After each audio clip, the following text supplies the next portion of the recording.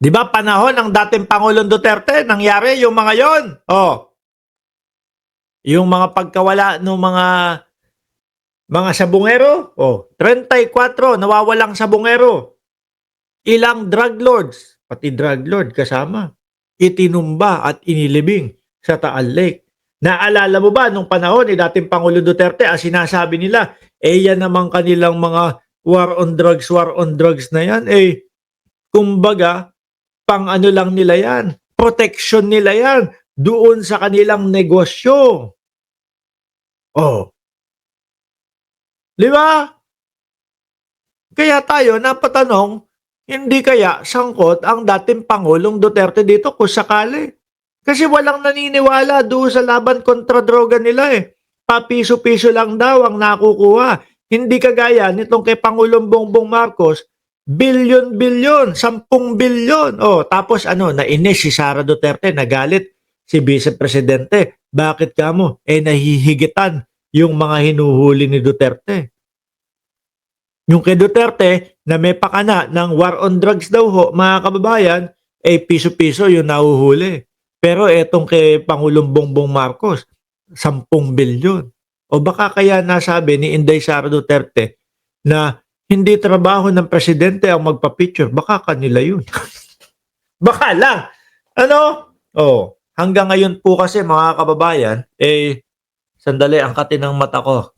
Hanggang ngayon po, mga kababayan, di ba yung magnetic lifter, mga bossing, binanatan ni Inday Sara, binanatan ni Attorney Claire, binanatan ni Inday Sara Duterte si Pangulong Bongbong Marcos kesyo daw hindi trabaho ni Pangulong Bongbong Marcos yung magpa-photo ops daw. Di ba? Kesa naman daw tong kaila dating Pangulong Duterte, nawala yung magnetic lifter. 34 nawawalang sabungero, pati mga drug lord, itinumba at inilibing sa Taal. No?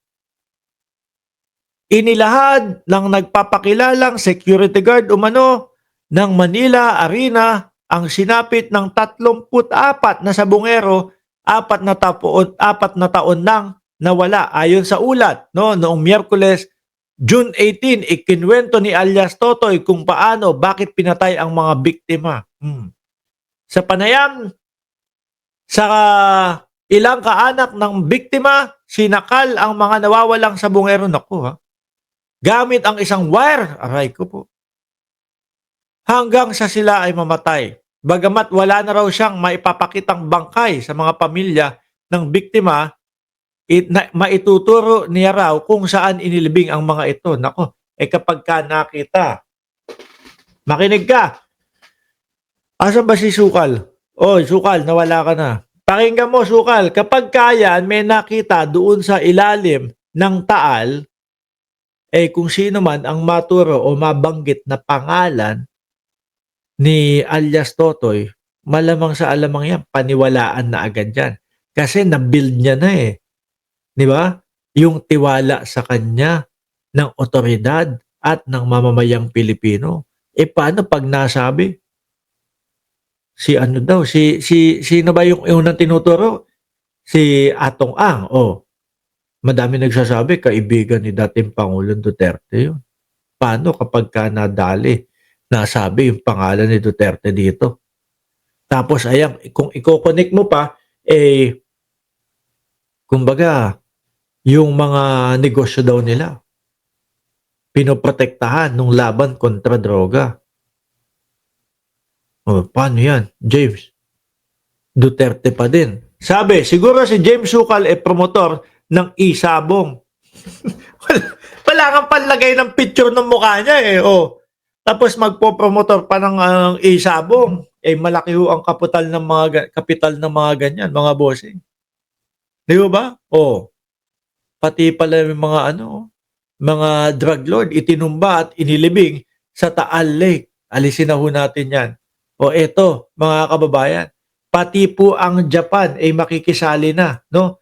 Para tulungan po ang paghahagilap doon sa mga nawawalang mga sabungero.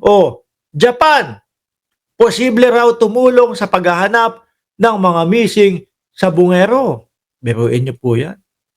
Hindi inaalis ng Philippine Navy ang posibilidad na tumulong umano ang Japan at sa inaasahang operasyon upang mahanap ang mga nawawalang sabungero, pinaniniwalaang itinapon daw sa Taal Lake. O, biruin niya. Napakaganda po ang ating pakikitungo sa Japanese Maritime Self-Defense Force, especially nitong mga huling taon. Kaya hindi po malayo na tutulungan nila tayo sa mga ganitong operasyon. Talagang mukhang magkakalaliman po ito at talagang mag-iilalim po itong mga ito, mga kababayan.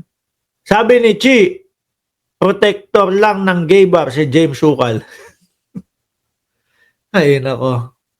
Biruin mo, kawawa. Ako naaawa ho talaga ako doon sa mga pamilya eh. No? Mga nangungulila po, 4 na taon na. Mga kababayan, hanggang ngayon ay hindi pa din po nakikita. Hindi na bumalik si James. Kaya ayokong kumakausap ng DDS, hindi na bumabalik, umaalis na. Iniiwanan na tayo eh. No? I have instructed my staff to draft a letter to the Japanese government and to ask for their ROV, Remote Operating Vehicle.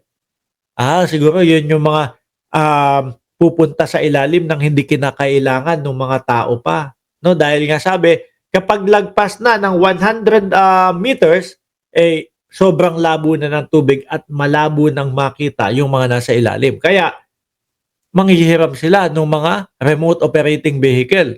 At yung mga equipment na kasama nito para ma-map natin ang lake bed ng Taal para makita natin kung anong mga sediment nang pwede nating tignan, istorbohin para mahanap natin ang mga hinahanap.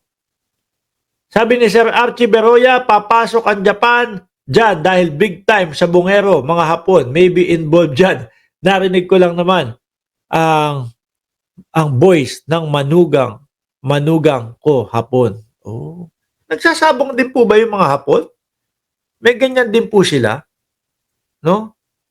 Matatanda si alias Totoy ang pinakabagong whistleblower na nagbunyag ng sinapit umano ng 34 at mga nawawalang sabungero. Kabilang ang ilang drug lords na ipinatumba umano, naku, nung kay Pangulong Duterte, laganap niya. Nang laban, diba? Nang laban, ganito, ganyan. Tapos maririnig mo mga bossing kay dating Pangulong Duterte. Inuudyukan po namin silang manlaban. Aray ko po. Kaya siguro ho, yung ICC ay sabi, nako, tigil na natin itong investigasyon na ito. Ayan na mismo, umaamin na. Kaya napadali ho, mga bossing.